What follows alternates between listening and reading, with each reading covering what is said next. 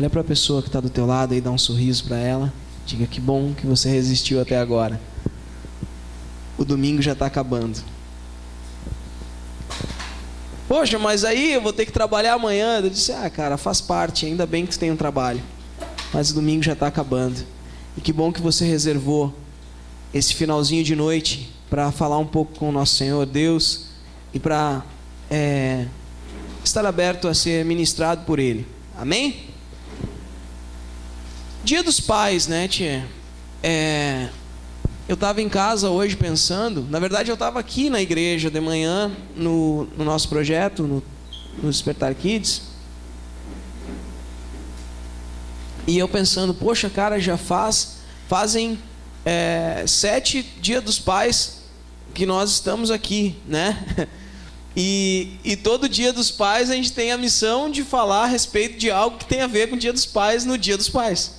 E assim também é o Natal, o Dia das Mães, a Páscoa. A Páscoa é um pouco mais fácil, né? Mas mesmo assim, complica, né?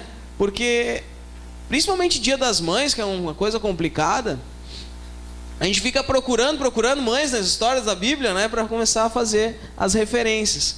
E já Dia dos Pais, a gente acaba quase sempre fazendo a mesma referência. A referência ao nosso Deus, que é o nosso Pai, que veio para nos dar a possibilidade de restabelecer aquele vínculo de paternidade que o mundo, por causa da sua crueldade e do pecado, tem nos tirado dia após dia. É isso, meu irmão, isso é uma realidade. Nós, desde sempre, fomos escolhidos por Deus para que na estrutura de família nós tivéssemos uma referência. Alguém que fosse aquele que nós olharíamos e a partir desta imagem poderíamos entender e ver e conhecer a própria imagem do Deus Pai. Porque antes de existir, dando uma microfoniazinha assim lá no fim, né? Antes, sou eu? Não? Esse aí, desculpa. Antes de um pai e uma mãe terem filhos e a família existir, Deus já era pai. Você entende isso? Olha para a pessoa que está do teu lado assim. A palavra pai não foi uma cópia que Deus usou. Quem está copiando somos nós. Entende? Antes do teu pai ser pai, antes de Adão e Eva terem filhos e ele se tornar pai, Deus já era pai. E Deus usou a referência dele mesmo para a família, para que nós entendêssemos quem ele era.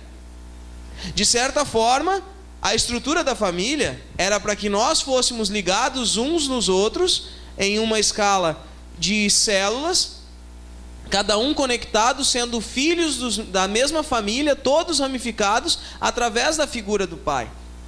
Ele era a referência. A partir dele, as pessoas eram para conhecer, os filhos eram para conhecer o próprio Deus. O próprio Deus. Eu sei que é meio estranho eu falar isso para você, mas no plano inicial, a ideia de pai era para que você fosse a forma que Deus ia chegar na sua família. De imediato, entende? Então, para aquele povinho ali que veio abaixo, logo abaixo de você, abaixo, né? Não de forma hierárquica, mas de forma biológica mesmo, né? Os filhos, você é um pequeno Deus para aquele núcleo. Olha o tamanho disso. E o que aconteceu? Irmãos, é muito louco isso que eu vou falar para vocês. Eu não quero fazer nenhum tipo de apologia a qualquer tipo de coisa. Mas Dia das Mães sempre é Dia das Mães. É ou não é? Sempre é Dia das Mães. Não tem Dia das Mães? Tem. Mas agora Dia dos Pais eu quero terminar. Já viu? Tem só pai ruim ou tem mãe ruim também? É só pai que abandona os filhos? Sim ou não? Não, tem mãe ruim também, não tem? Tem mãe que abandona. É só pai que comete pecado? É só pai que trai a mãe? Sim ou não? Não. Mas querem acabar com o Dia dos Pais. E não é de hoje que querem acabar. Não é de hoje que querem acabar com a figura de pai. A figura de mãe ainda é um pouco mais imaculada. Por quê? Eu não quero aqui me posicionar com relação a esse ou aquele, mas eu quero que você saiba uma coisa: existe um movimento natural do mundo que nos impulsiona a abandonar a Deus. Entenda, entenda. O normal do movimento do mundo é que a gente abandone a Deus. E se Deus escolheu uma figura para chamar de pai, numa estrutura organizacional de sociedade que se chama família, a primeira estrutura que foi feita, é óbvio que esse cara vai ser atacado. É óbvio que esse cara vai ser atacado. O que acontece? Dia após dia, a gente vai vendo um desgaste nessa figura. Seja numa investida do inferno para que cada vez mais os pais sejam irresponsáveis, seja numa investida desse mundo para que a gente despreze, desvalorize e não dê importância alguma para essa figura. Mas via de regra, meu irmão, o pai era para ser, sim, aquele cara que, além de nos apontar para o caminho certo, que é a direção de Cristo, o pai é aquele que era para nos dar os princípios, os valores, apresentar isso dentro da nossa família, que vão nos nortear no dia em que, jogados para a realidade do mundo, nós vamos conseguir tomar as melhores decisões diante das consequentes atitudes de pecado em que nós vivemos. Mas existe um ciclo do pecado, e esse ciclo nos leva cada vez para mais distante, sabe? Se você parar um pouquinho e pensar, existiu um pai que pecou e que foi cruel e que abandonou os filhos. Esses filhos desse pai, eles não encontraram a melhor referência de pai e, por consequência, eles, na hora das suas decisões, nem sempre tomaram as melhores, e aquelas que deram errado, talvez uma delas foi na hora de construir a sua família, não ter responsabilidade e ser pai antes mesmo de querer ser pai. E acaba sendo um pai, um filho de um pai irresponsável, que de maneira irresponsável se tornou pai, e que teve um outro filho. E esse filho também viveu longe dessa figura de pai. Ou esse pai que agora tenta de alguma forma procurar dentro de si algum tipo de característica para tentar salvar a vida e a estrutura da sua família, ele olha para dentro de si e ele não tem um depósito de coisas boas. Pelo contrário, ele só tem um depósito de coisas ruins. E acaba, por consequência, dando direções e implementando princípios que levam cada vez mais à desestruturação da família. E nós hoje temos uma figura que nós pensamos que deveria ser os pais. Mas bem na verdade, meu irmão, bem na verdade, no plano inicial daquilo que tudo que Deus fez, nós não temos a dimensão de como seria isso. Eu não sei até que ponto, sabe? Lá em casa, a minha mãe tem um salão de beleza há muitos anos. O meu vô, por parte de pai, cortava cabelo, e o vô da minha mãe cortava cabelo. Eu gosto de cortar cabelo. Eu acho legal. Eu gosto, acho bacana, Vitor, entendeu? Parece que dentro de mim existe uma voz que me impulsiona a olhar para isso com bom grado. De certa forma, o meu vô, por parte de pai, também era um cara que trabalhava com marcenaria. Era um cara criativo e inventivo. Trabalhava com resolução de problemas. O meu pai gosta e faz, e muitas dessas coisas todas que estão aqui de madeira foi meu pai que fez. E de certa forma existe uma voz dentro de mim que me vocaciona a gostar desse tipo de coisa. Há quem acredite, e eu pensando assim, colocando uma régua lá em cima de tudo aquilo que Deus criou, eu imagino que Deus colocou dons em cada uma das pessoas para que todas as nossas necessidades fossem supridas umas nos outros. Entende? Se eu preciso de algo com madeira e eu não tenho esse talento, eu vou lá e peço para o seu Dirceu fazer.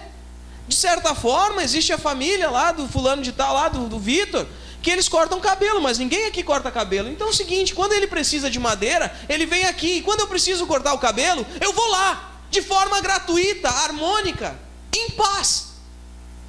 E a sociedade se movimenta, e cada família trabalha com a sua vocação. Por quê? Porque eu encontro no meu pai alguém que eu quero repetir os seus atos.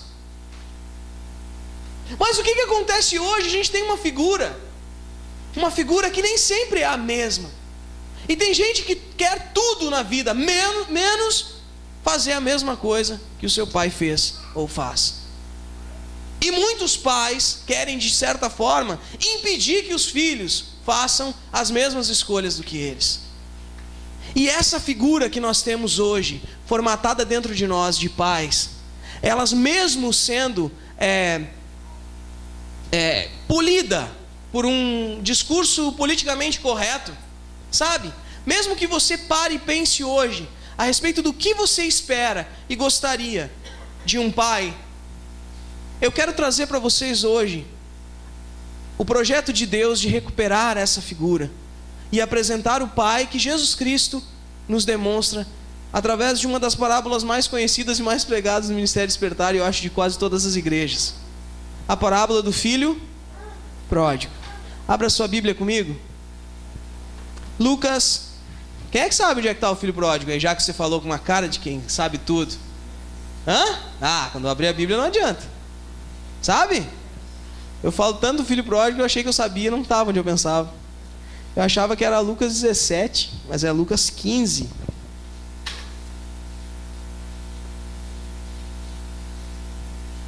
Lucas 15.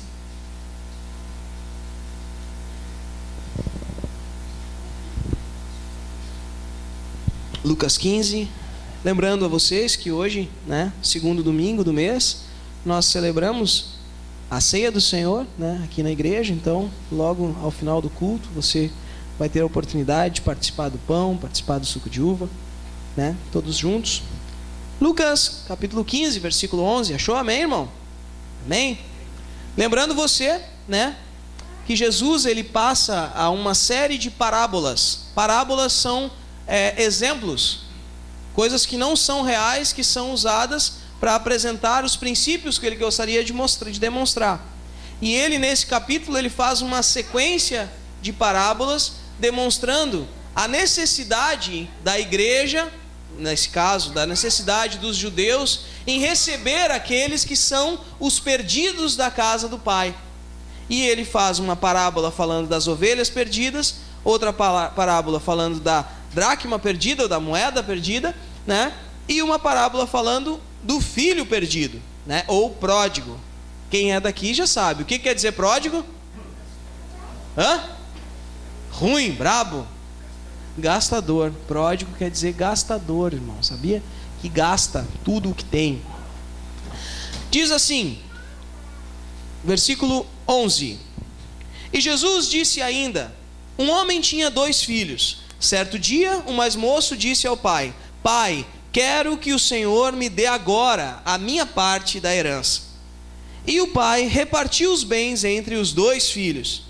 Poucos dias depois, o filho mais moço ajuntou tudo o que era seu e partiu para um país que ficava muito longe. Ali viveu uma vida cheia de pecados e desperdiçou tudo o que tinha. O rapaz já havia gastado tudo, quando houve uma grande fome naquele país, e ele começou a passar necessidade. Então procurou um dos moradores daquela terra e pediu ajuda. Este o mandou para sua fazenda, a fim de tratar os porcos. Ali, com fome, ele tinha vontade de comer o que os porcos comiam, mas ninguém lhe dava nada. Caindo em si, ele pensou: quantos trabalhadores do meu pai têm comida de sobra, e eu estou aqui morrendo de fome? Vou voltar para a casa do meu pai e dizer: Pai, pequei contra Deus e contra o Senhor, e não mereço mais ser chamado seu filho. Me aceite como um dos seus trabalhadores. Então saiu dali e voltou para a casa do pai. Quando o rapaz ainda estava longe de casa, o pai o avistou, e com muita pena do filho, correu, o abraçou e beijou. E o filho disse: pai, pequei contra Deus e contra o Senhor, e não mereço mais ser chamado seu filho. Mas o pai ordenou aos empregados: depressa, tragam a melhor roupa e vistam nele. Ponham um anel no dedo dele e a sandália nos seus pés. Também tragam e matem o bezerro gordo. Vamos começar a festejar. Porque esse meu filho estava morto e viveu de novo, estava perdido e foi achado. E começaram a festa. Enquanto isso, o filho mais velho estava no campo. Quando ele voltou e chegou perto de casa, ouviu a música e o barulho da dança. Então chamou um empregado e perguntou: o que é que está acontecendo? O empregado respondeu: o seu irmão voltou para casa vivo e com saúde. Por isso o seu pai mandou matar o bezerro gordo. O filho mais velho ficou zangado e não quis entrar. Então o pai veio para fora e insistiu para que ele entrasse. Mas ele respondeu: faz tantos anos que trabalho como um escravo para o Senhor e nunca desobedeci a uma ordem sua. Mesmo assim o Senhor nunca me deu nem ao menos um cabrito para eu fazer uma festa com os meus amigos.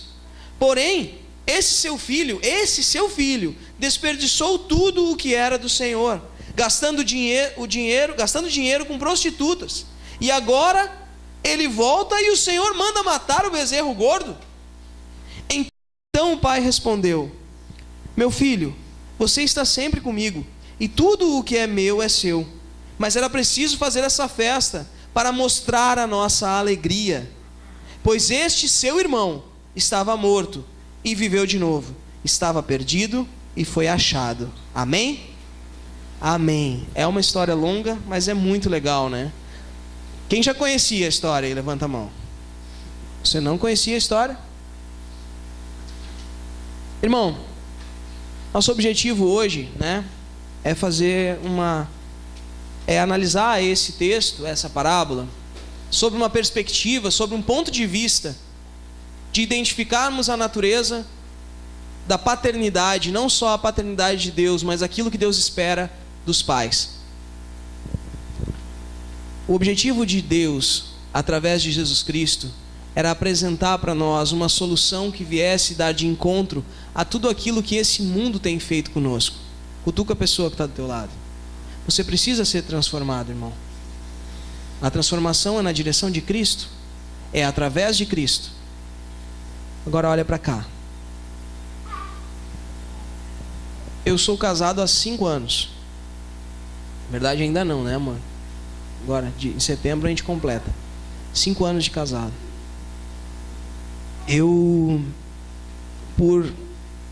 Não é uma ironia e nem destino, mas é a graça e a misericórdia de Deus e algumas coincidências.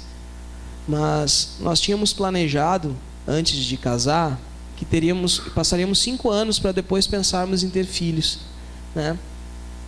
Porém, Deus tem uma cisma com o número 7, você sabe, né? Na Bíblia tem um monte de coisa com o número 7. Eu passei 7 anos solteiro antes de casar, né? E como eu falei no último culto, eu pensava que eu tinha que aprender a escolher e entender e descobrir quem era a mulher certa, né? Mas a verdade é que eu tinha que saber quem eu era primeiro e entender o que Deus tinha que transformar em mim para saber quem é que ia conseguir me aguentar, né? E eu levei 7 anos para entender isso. E graças a Deus hoje a gente tem um casamento bem legal, bem feliz. E já há algum tempo eu tenho me colocado diante de Deus para entender essa missão de ser pai. Porque eu entendo que o processo das coisas seja assim. Primeiro eu aprendo a lidar com as circunstâncias para depois enfrentá-las. Tem gente que é apaixonado pelo improviso, né? Não sei nada, agora entrei. Agora aqui eu aprendo e vou indo, né? Deus tem me ensinado a ser prudente. Mas eu quero dizer para você que a gente pensou e esse próximo ano seria o ano em que nós pensaríamos nisso, mas as coisas foram encaminhando para que a gente aguarde pelo menos mais quantos anos? 2 anos, porque daí tem que fechar o quê? O 7, de novo. Mas não é numerologia, é porque ela falta 2 anos para se formar e a gente vai dar uma prioridade para isso agora. Mas eu quero dizer para você o seguinte: se Deus tem algo para nos ministrar a respeito da paternidade, é porque, irmão, é porque no mundo a gente não identifica o pai como a gente deveria identificar. Sim ou não? E dentre essas coisas, não, mas o meu pai é o melhor pai do mundo. Eu sei, é o melhor pai que tu tem, né?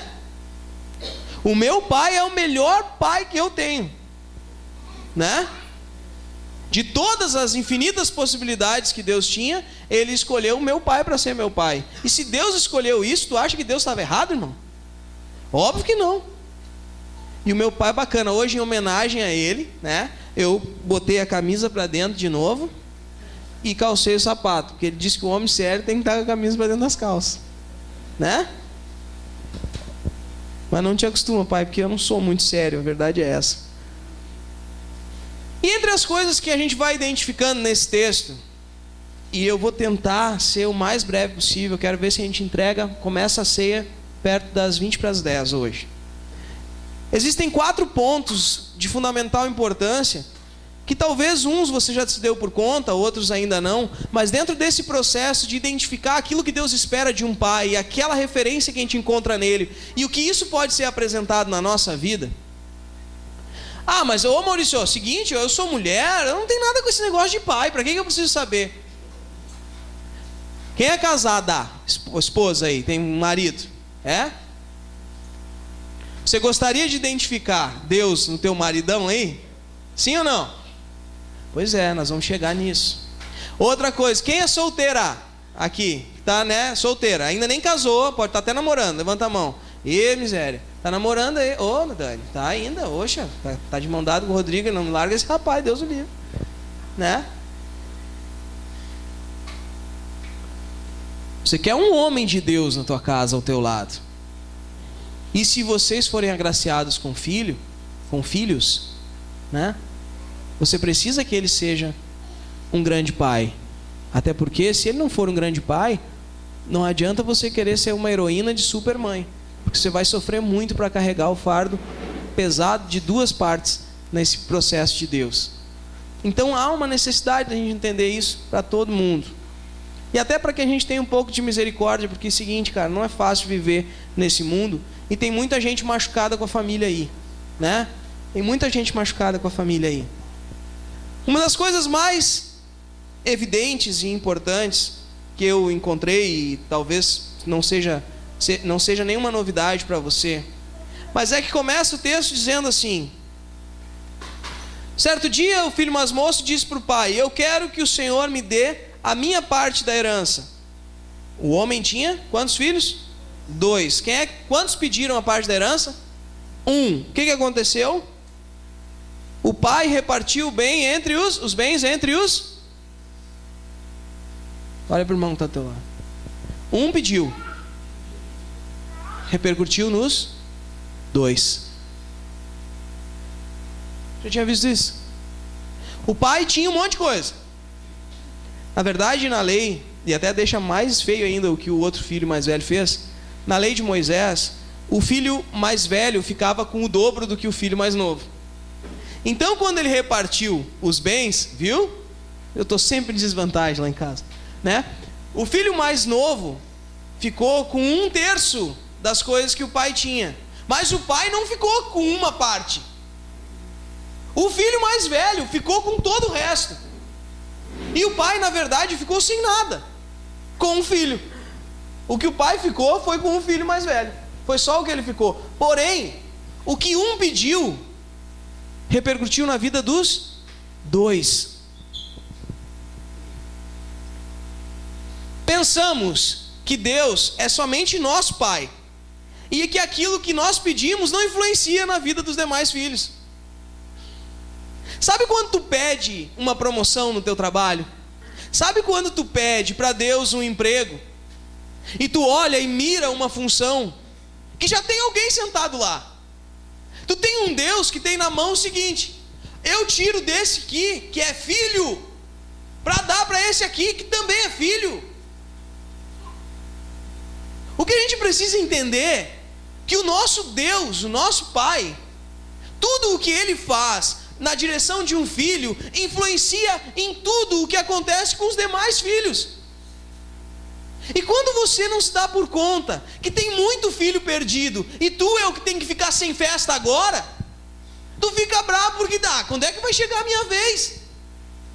Entende isso? A gente pensa que Deus é pai e é só o nosso pai, porque a gente olha para casa e às vezes a gente é favorecido pelo nosso pai, ou pior, a gente pensa que o nosso pai de casa lá favorece o outro. Você nunca pensou isso?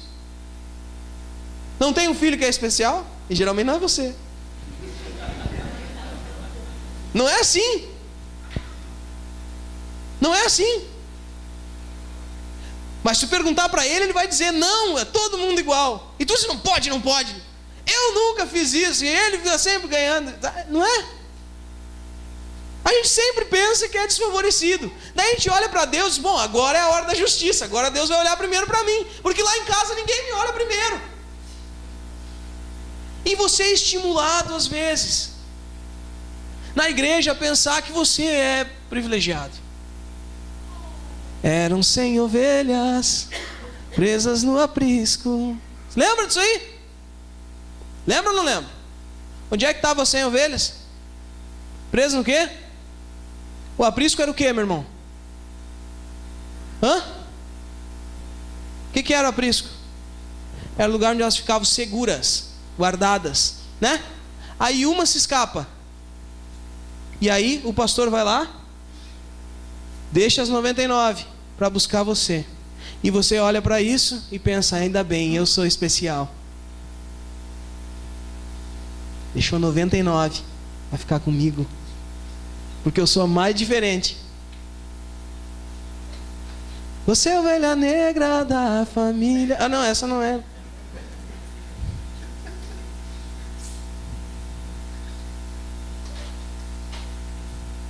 Irmão, a gente precisa entender quem é o nosso Deus, quem é o nosso Pai, para que a gente aprenda a um dia. Tomara que Deus te abençoe com pelo menos 2 filhos. Ah, tem um que já bate na madeira, faz sinal da cruz e diz, está amarrado. Aproveita e fala com todas as possibilidades para não ter o segundo filho. Mas pelo menos tenha 2, para que você seja colocado nessa circunstância, para que você veja cada vez que vocês tiveram uma oração egoísta, pedindo algo que só ia servir para ti, e o pior, ia desfavorecer todo mundo. Quem nunca olhou para o lado dos arroios do rato e viu aquela tempestade vindo e disse, Senhor, manda para longe daqui? Hã? O pai dizia para uma irmãzinha da igreja aí, que era coitada, ela não, né, todas as gurias começavam a namorar, ela não namorava. Aí o pai dizia, ah, fulana vai ficar para benzer tormenta. Hoje eu vou contar umas histórias do pai para homenagear ele, né?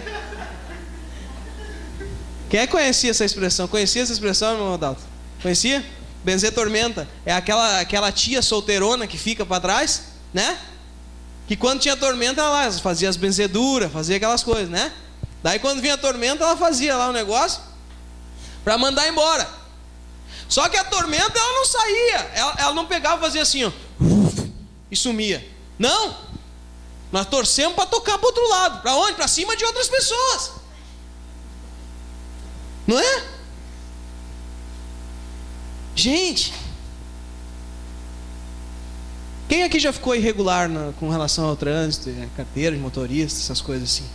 Sabe? Extintor vencido, né? Pneu careca, essas coisas, né? Acontece às vezes, a gente esqueceu a carteira em casa, ou o carro está há 6 anos sem pagar os impostos. Coisas pequenas, né? Que às vezes acontecem na vida da gente. E ainda quando o cara está meio atrapalhado, resolve naquela festa da empresa, não está acostumado a beber e toma umas 6 cervejas, né? E está voltando e não está acostumado a andar em Porto Alegre, descobre que lá tem uma coisa chamada balada segura. E tá os 3 colegas, um na frente do outro. Todos bêbados. E aí já se posiciona de forma estratégica, né? Ó, vou ficar de terceiro da fila, porque se 2 pegarem, que saiam eles e eu passo batido. Acontece na vida da gente ao natural. Esses tempos lá no meu serviço, um colega deixou um guri fugir. Isso é uma coisa gravíssima. Só que um dia depois, uma outra colega fez uma atitude que gerou quase um motim, quase todos fugiram. Ele se encheu de razão, né? Deu graças a Deus de ter acontecido isso um dia depois. Todo mundo esqueceu do problema dele. Às vezes a gente não se dá por conta que essa pessoa que está do nosso lado é nosso irmão. Irmão, que é filho do mesmo pai, que não te ama mais do que ama ele. Mas em determinadas circunstâncias, algumas atitudes para ajudar e para socorrer, ou para decidir, para deliberar a respeito da tua vida, vai repercutir diretamente na pessoa que está do teu lado. Só que assim como hoje é para o teu favor e tu se prejudica, amanhã tu também vai ser prejudicado. E é assim que as coisas são. Um dia a chuva de granizo cai encharqueadas e quebra as telhas, no outro dia vai cair São Jerônimo. Mas não dá para nós tocar todo dia para São Jerônimo. Está entendendo, irmão? Porque Deus, Ele não faz assim. A tua decisão e o teu pedido egoísta, ele não é atendido de forma egoísta. Porque Deus não é um Deus que é só teu pai. E a gente precisa entender isso, para conseguir entender a complexidade que é dividir um pai com toda a humanidade. Porque tem uns que estão perto e que estão achando que, porque estão perto, estão mais, né? Tem mais vantagem. Enquanto Deus está aqui engordando o bezerro gordo, né? Para fazer uma festa para aquele que está perdido, que passa longe de ser você que está perto. Entende? Essa complexidade. A gente pensa que pai tem que nos favorecer, tem que nos atender. A gente pensa que um pai bom é aquele que nos dá a atenção devida. Mas a gente tem que entender que pai, assim como Deus é pai, horas ele ajuda um porque é o mais importante ajudar esse, e aquele é prejudicado. Horas ele atende aquele outro para que o outro seja prejudicado. E na verdade não existe prejuízo nenhum em se sacrificar para o favor de alguém que precisa. Então na verdade, quando Deus nos faz isso, Ele nos dá a oportunidade de entender o que Ele mesmo fez por nós, se sacrificando e se doando pelo próximo. Amém? Entende? Isso foi só a primeira frase, né? Uma outra característica que é muito mais da nossa atualidade eu digo assim, nos últimos, sei lá, 100 anos, 200 anos, a gente pensa que um pai bom, que a gente precisa ter muita coisa para deixar para os nossos filhos. Por isso, um pai bom e responsável é aquele que tem uma forma bem sucedida de administrar os seus bens e as suas finanças. Muita gente pensa que para casar tem que ter bastante dinheiro. Não. Para casar, tu tem que saber que tu vai precisar de bastante dinheiro. Muita gente pensa que o melhor que tu pode ser como pai é ter bastante dinheiro, para ter 2, 3 terrenos para distribuir para os filhos, para dar uma casa para cada um. Não sei se você já pensou isso. Não sei se tu, assim como eu gostaria, né? Na minha cabeça eu penso assim: eu queria ter um emprego tão bom que o meu filho não precisasse trabalhar antes de se formar na faculdade. Minha cabeça. Eu acho que isso aí é o que precisa. Só que esse pensamento meu faz com que... Fica tranquilo, gente. Fica tranquilo. Vai dar tudo certo no final. Oi? Oi? Tudo bem? Que linda que ela tá, né? Grande. Olha só, gente. Tem gente que pensa, e eu muitas vezes pensei, que tudo que a gente precisa é ter muita grana. E que os nossos filhos precisam é que eu tenha como administrar isso da melhor forma possível, para que ele não passe trabalho, porque aí ele vai ser feliz. Olha o que aconteceu nesse texto aqui, irmão. Olha o que aconteceu nesse texto aqui. O pai, a princípio, ele tinha empregados, né? Então, era um pai bem sucedido. Ele vendeu tudo o que ele tinha e entregou para os filhos. O que aconteceu com o filho? Irmão, presta atenção aqui. O que aconteceu com o filho? Faltou alguma coisa de dinheiro para esse filho? Diz que ele juntou todas as suas coisas e viajou para um país distante. juntar todas as coisas, na verdade, ele pegou tudo aquilo que ele tinha e vendeu e transformou em dinheiro, porque não ia sair com bois, com gado, com sei lá, bezerro, cabrito. Pelo menos bois, bezerro e cabrito eu sei que eles tinham, né? E empregados. Ele não saiu carregando aquilo tudo para ir para um país distante. E diz que ele vendeu e ele gastou muito dinheiro. Ele gastou com bebida, com festa, gastou com tudo aquilo que não deveria. Posso perguntar uma coisa para ti? Você conhece, presta atenção, você conhece algum filho de alguém que teve muito dinheiro, que tocou todo o dinheiro do pai fora e que vive infeliz? Quem conhece uma história assim? Poxa, isso é comum, não é? Não é comum? Não é comum você ver isso? Não é comum você fazer tudo que você pode e dar uma casa, e dar um carro, e bota para estudar ali, bota para estudar aqui, porque tu acha que tudo que tu precisa é ter bastante dinheiro para pagar uma educação boa, para que daí ele seja bem sucedido, todo mundo veja que tu é um bom pai. Por que tu fez? Tu deu para ele, ele estudou numa escola particular, ele fez o cursinho, ele passou na melhor faculdade, ele tem o melhor curso, e agora sim ele é o melhor. Sabe? A criança, ela serve como um exemplo de que você é bem sucedido financeiramente desde que começa o chá de bebê. Porque agora é novidade. Esse negócio de chá para mim era uma coisa que só as tiazinhas se reuniam e faziam. Agora é um evento, e tudo é um evento. Eu fiquei sabendo esses dias que tem uma pessoa que faz aniversário de mês em mês do filho, e é uma festa, não é uma coisinha. E aí o chá de bebê tu já faz uma festa, aí no primeiro aninho já faz outra festa, e convida todo mundo, e foto no Insta, e todo mundo lá. Aí o casamento tem que parar a cidade, entende? Tudo do melhor, tudo com o máximo de dinheiro possível. Tem uma árvore lá no teu pátio que nasce dinheiro, meu irmão? Tem ou não? Puxa, eu queria até uma, né? Imagina, nasce aquela fruta bonita, tu corta no meio, uma nota de 100. Hã? Não tem. Todo esse dinheiro tem que sair da onde?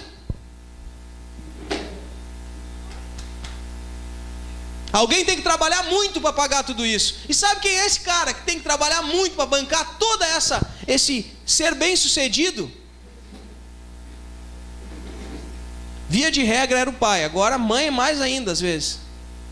Todo mundo. Cuidado, vai se machucar. Agora, pergunto para vocês: quando tudo isso acontece, todo esse dinheiro é despejado na vida dos filhos, é garantia de que alguma coisa vai dar certo? Sim ou não? O que aconteceu com esse filho aqui? Voltando para o texto para nós encerrar.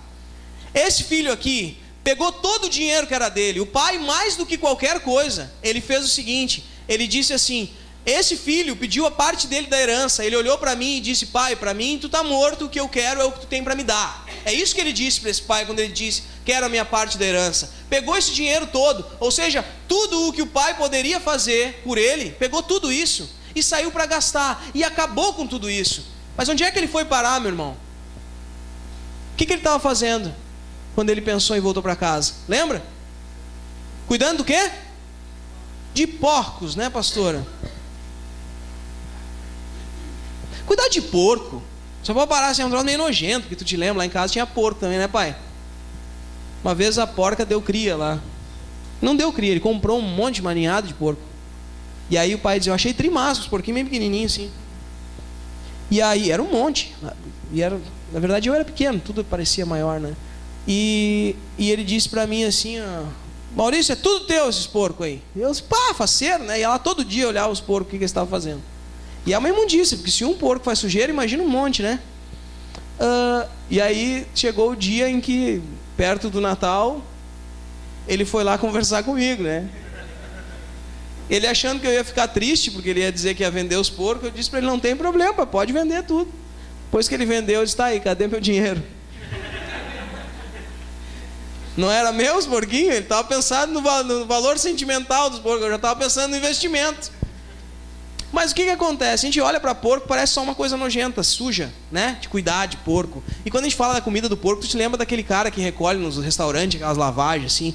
Na verdade, o que a Bíblia fala das pelotas, das bolas, e tinha um outro nome que agora me esqueci, existia um fruto que era dado para os animais comerem.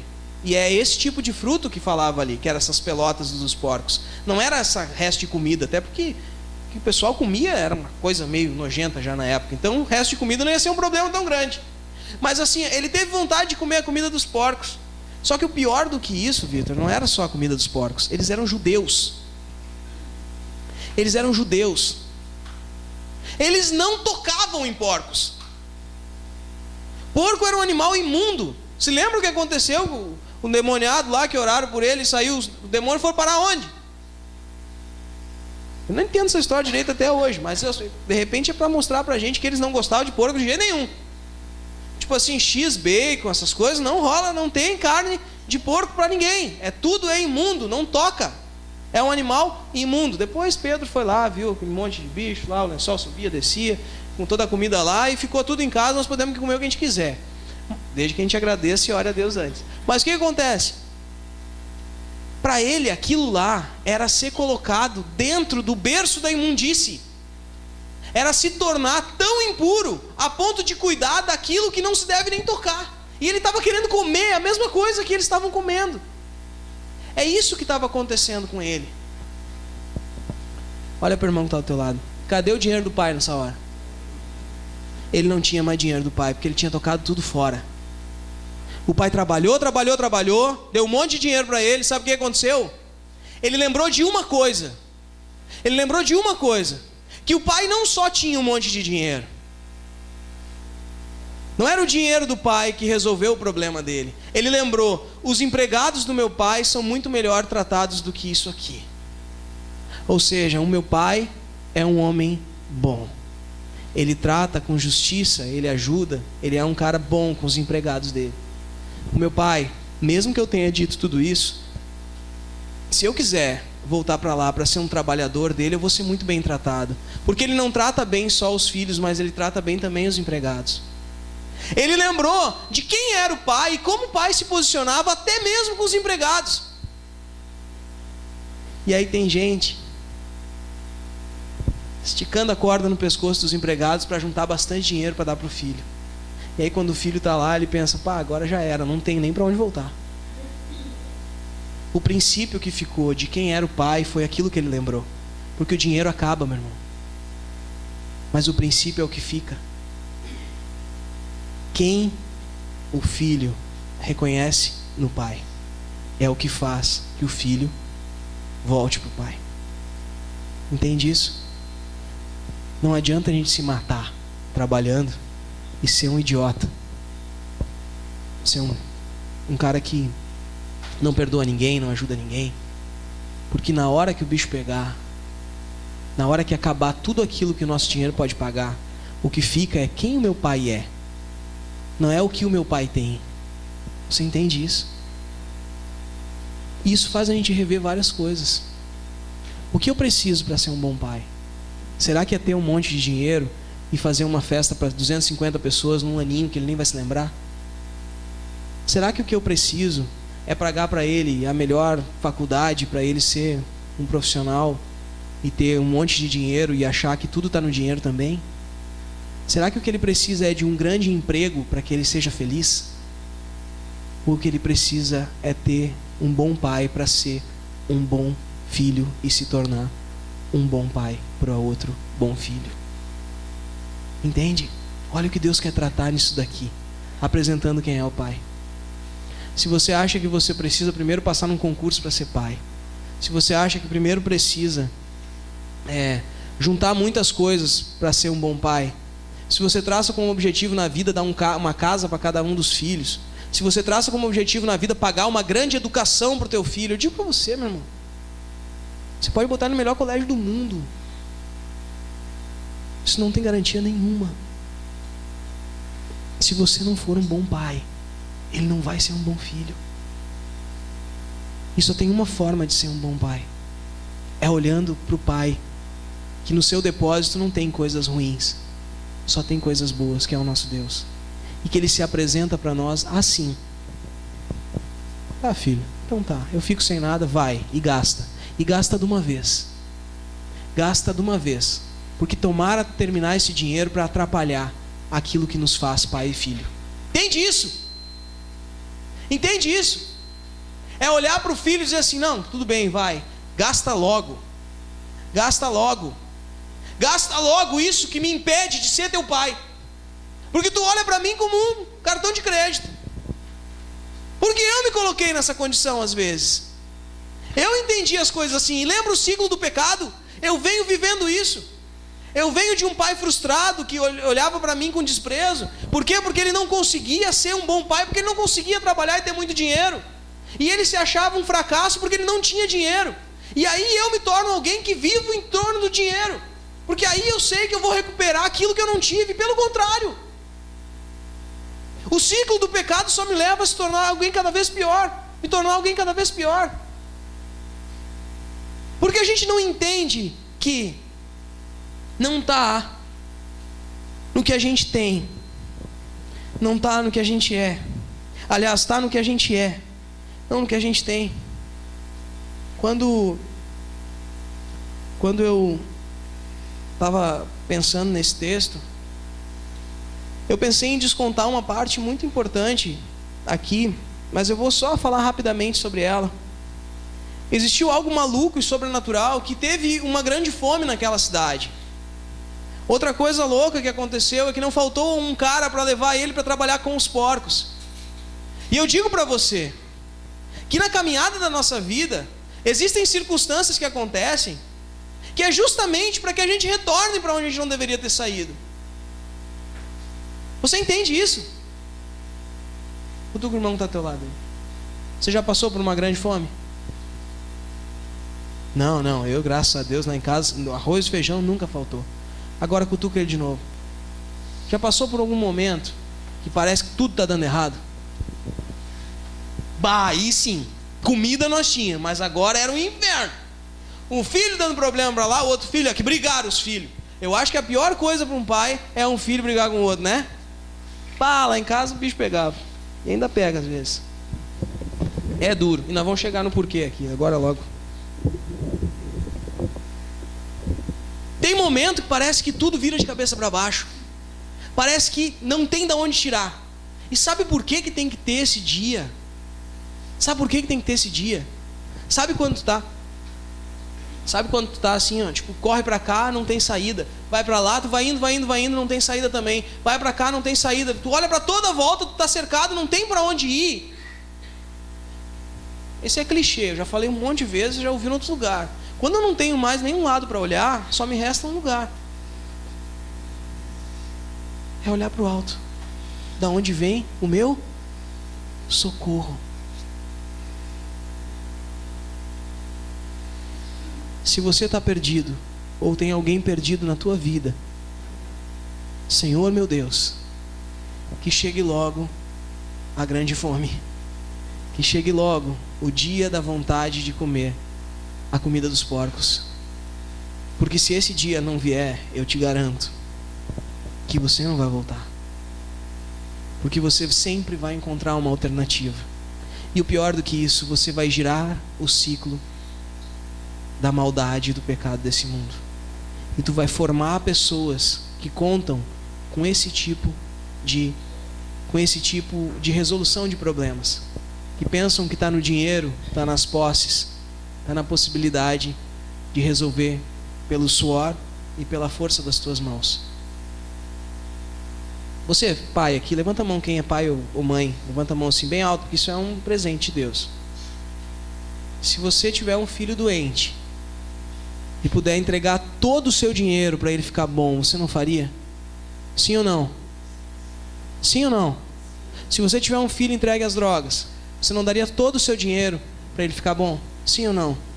Mas eu posso dizer uma coisa para você: ele não precisa do seu dinheiro. Ele não precisa. Ele não precisa do teu dinheiro. Ele precisa que você pare de correr procurando outros lugares, mas olhe para onde vem o teu socorro. O ciclo da maldade desse mundo chegou até você, mas eu quero te dizer Se você não é um bom pai, uma boa mãe, eu quero dizer para você, existe um pai que é bom e quer nos ensinar a nos tornar bons pais. Para que a gente não valorize mais tanto essas coisas e comece a valorizar as outras, que são realmente mais importantes. Amém? Última coisa. É a última? Não é, já falei de 2, né? E eram 4. Não, tá certo. Tá. O meu também tá certo, que eu vi o ponteiro errado. Uma outra coisa importantíssima, muito importante mesmo, tinha até me esquecido dessa. A gente pensa que castigo e disciplina são consequências de um pai orgulhoso e rancoroso. Sabe que a gente olha para as circunstâncias da nossa vida, a gente se depara com gente ruim, que é ruim conosco. Sabe quando alguém te ensinou a respeito de algo? Diz assim, não vai por ali, que ali dá errado. E aí dá o errado. A gente olha para essa coisa assim, malvado, estava torcendo para dar errado. Não é? E a gente pensa que o castigo de Deus, o castigo de um pai, é em decorrência de orgulho. Porque a gente faz uns deboches assim às vezes, não vai? Hein? Não faz assim uns deboches no serviço?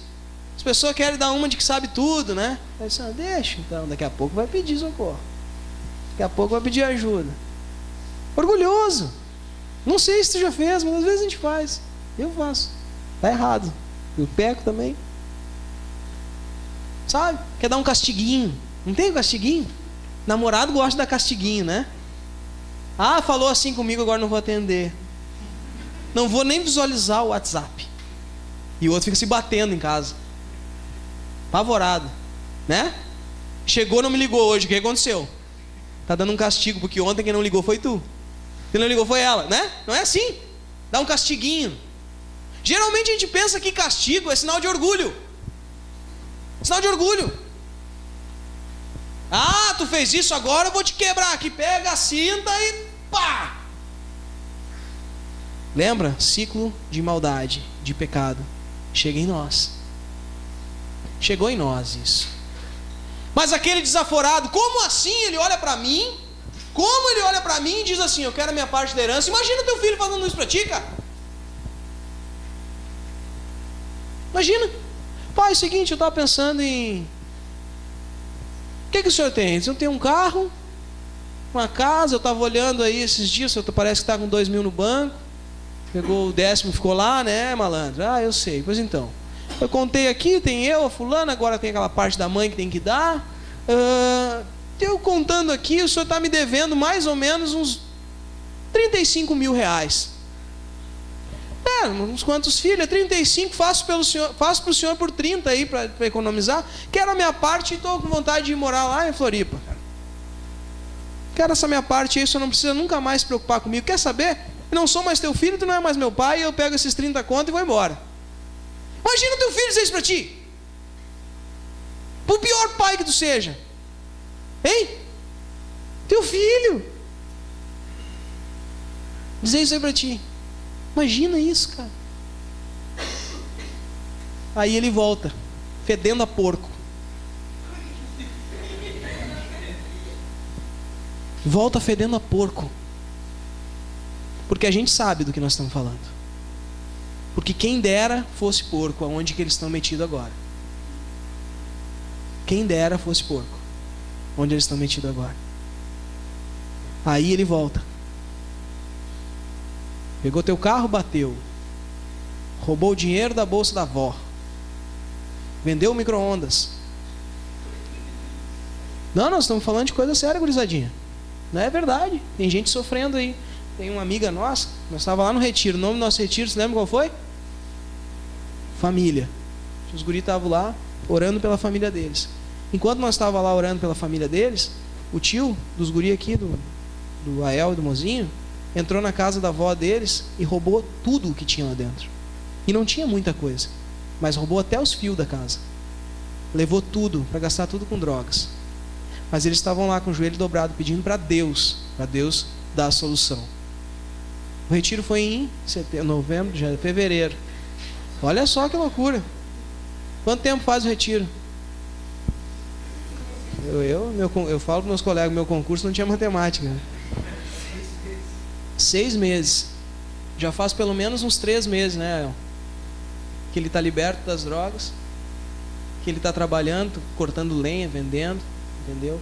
Já está comprando as coisas que ele tocou fora da casa da mãe dele. Porque o socorro está no alto. E aí quando a gente fala, a gente dá risada às vezes disso daí, mas é uma coisa muito triste. Muito triste. Porque nós não estamos falando de um gurizão com 15 anos. Nós estamos falando com um cara com quase 40 anos. Entende? Mas hoje ele é um homem de novo. Ele estava morto e voltou à vida. Ele estava perdido e foi encontrado. Porque existia um pai que quando ele chegou, depois de gastar tudo, até os fios da casa da mãe dele, ele encontrou um pai que correu na direção dele. Disse para ele: tragam roupas, coloca um anel no dedo dele e uma sandália no pé. Ele disse que não era mais meu filho, mas aqui eu mostro para todo mundo que ele é filho sim. Ele é filho sim. E nós vamos fazer uma festa. O de melhor que eu tenho, nós vamos matar e nós vamos comer, nós vamos festejar. A festa era tão grande que o filho ouviu de longe o barulho, não da música, o barulho da dança. Que dança barulhenta é essa, meu irmão? Era uma festa, maior que uma festa de casamento.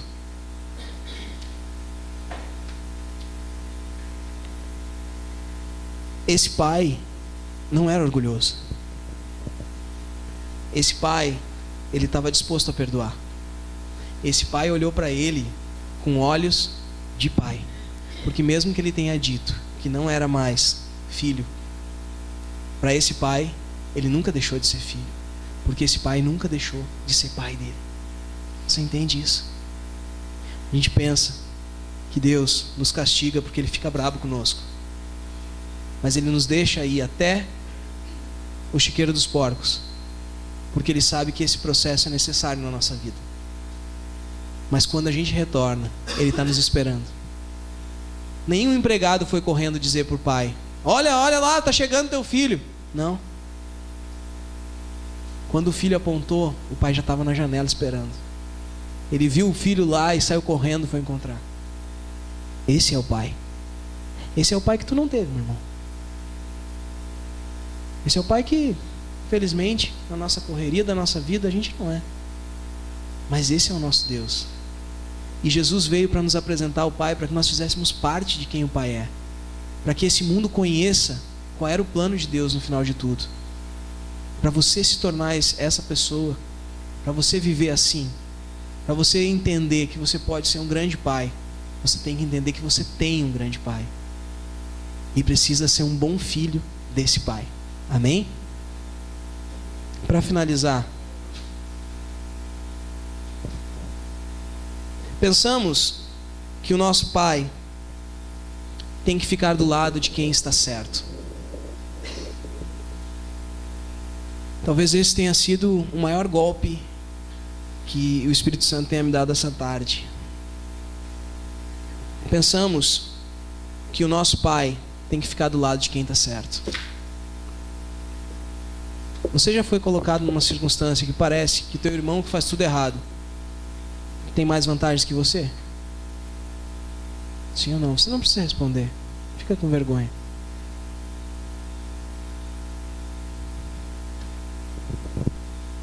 A gente pensa que o pai tem que ficar do lado de quem está certo. Então quer dizer que o pai tem que ficar do lado de quem está errado, Maurício? Não. Pai é pai. Pai não tem lado. Cutuca o irmão. Pai não tem lado. Pai é pai. A festa estava bombando. O irmão chegou brabo. Quem era o irmão? Aquele que fazia tudo certo? Não sei. Mas comparado ao outro, ele estava melhor. Ele estava ali, ele não tinha abandonado o pai. E pelo que eu entendi, eu acho que o pai estava vivendo com aquilo que era dele, porque de repente ele abriu mão das coisas que ele tinha. Porque o pai ainda disse: tudo que é meu é teu. Na verdade, o que eu tenho hoje eu já te dei. O que esse filho pensou? Poxa, o outro faz tudo errado e ganha uma festa. Eu não ganho nada, eu só trabalho. Eu só trabalho. Ele não merece ganhar isso. Esse outro irmão, ele não entra na casa. Ele fica do lado de fora.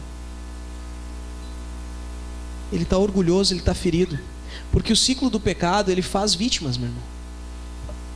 Pessoas se machucam com o erro das outras. Existem pessoas na tua vida que tu torce para que elas se deem mal por causa que elas te machucaram. Tu quer que Deus seja mal com elas, que puna aquilo que elas fazem de errado, porque esse mal que ela fez te machucou muito. Aquele irmão estava machucado, estava ferido, porque talvez, eu acredito que seja assim, no dia que o irmão mais novo dele abandonou o pai, ele abandonou também o irmão. Ele saiu daquela família. Nessa história não existe a figura da mãe, mas ficou só o pai e o outro irmão mais velho. E ele disse: eu não vou entrar, eu não quero fazer parte disso, que está errado. Sabe o que o pai fez? Sabe o que o pai fez? E aí, se você é pai, preste atenção, porque você precisa disso. Eu preciso aprender isso, porque senão Deus não vai me dar 2 filhos, cara. Se eu não aprender isso aqui, eu sei que Deus não vai me dar, porque agora eu já sei. Olha o que o pai fez, cara.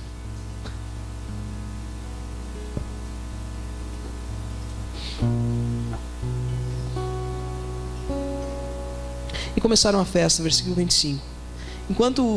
Enquanto isso, o filho mais velho estava no campo. Quando ele voltou e chegou perto de casa, ouviu a música e o barulho da dança. Então chamou o empregado e perguntou: o que é que está acontecendo? O empregado respondeu: o seu irmão voltou para casa vivo e com saúde, por isso seu pai mandou matar o bezerro gordo. O filho mais velho ficou zangado e não quis entrar.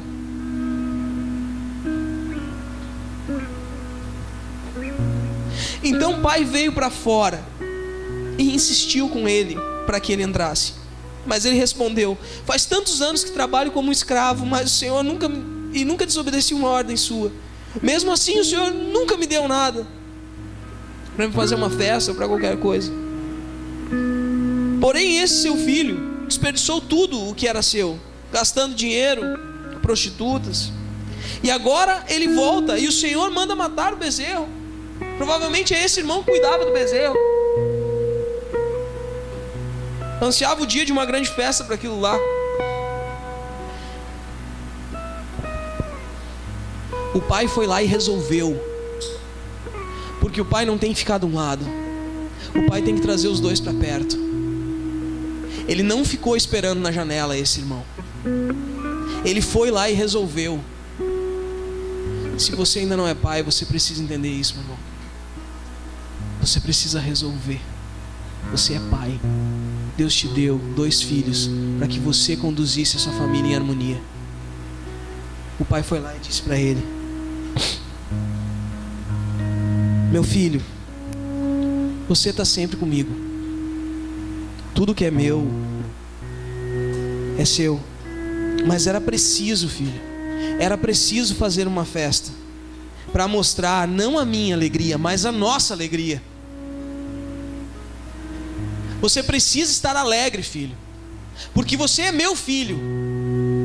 E esse que está voltando era o teu irmão. E ele diz o seguinte: pois este seu irmão, este é seu irmão, ele não é só meu filho. Ele estava morto e viveu de novo.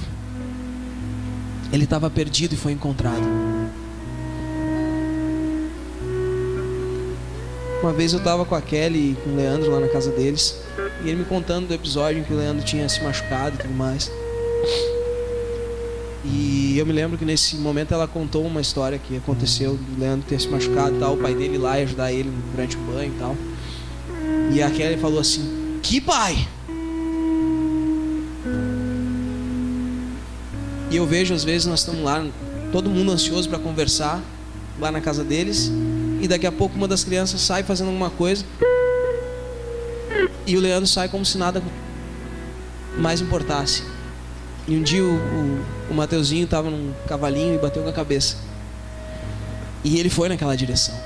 E eu me lembrei daquela outra história, e eu entendi. Eu já contei, acho que conto em todos os dias dos pais. Essa igreja só existe porque o meu pai, quem conhece meu pai sabe que ele não é um cara que gosta muito de aparecer nas coisas, sabe? E é um cara fora de série, quem é amigo dele sabe. Mas uma vez eu cheguei desesperado em casa, porque eu acreditava que qualquer maluco das igrejas tinha autoridade sobre a minha vida espiritual. E ele disse que agora tudo estava acabado, que eu era um desgraçado. Não só eu, mas todo mundo que vinha junto comigo.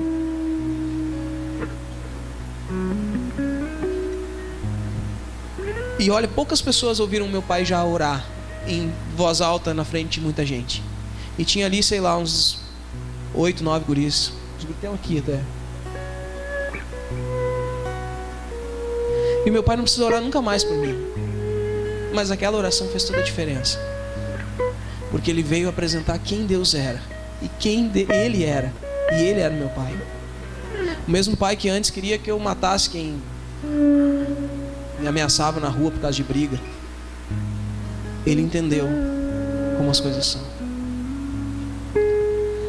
Eu quero render, Pai, aqui a minha homenagem a Deus por Ele ter me presenteado contigo. E a minha grande expectativa é conseguir ser um bom pai um dia. Eu não sei se Deus vai me dar um filho biológico, mas eu aprendi muito com o que Deus fez na vida do meu pai nesse tempo. Mas se não tivesse Deus, desculpa, pai, tu não seria um bom pai. Tu sabe disso. E nem eu seria um bom filho.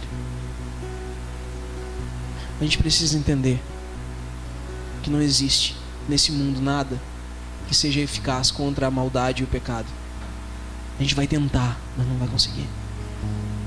Mas Jesus veio para destruir tudo isso. E fazer até mesmo que pais ruins sejam entendidos com misericórdia. Pais que abandonam sejam entendidos com carinho. Porque a gente tem que perdoar eles não sabem o que fazem. Pais que dão prioridade para o dinheiro e te deixou em casa sozinho. Deus não sabia. Ele não sabia. Vai chegar o dia. Calma. Acalma o teu coração. Talvez tu, sendo um grande pai, vai mostrar para ele o que ele precisa ver. Não seja duro. Não seja cruel. Se você hoje não fez ou não deu um abraço no teu pai, ou olhou de cara feia para o teu filho, lembra, Deus não olha para você de cara feia. Ele te espera com os braços abertos. Te torna filho de novo, reconstituído como filho de uma paternidade que tu mesmo negou. Ele te chama de volta. Se você está perdido, volta para casa. Se você é o filho que ficou, não fica chateado. A festa é para você também. Amém? Fica de pé então no teu lugar.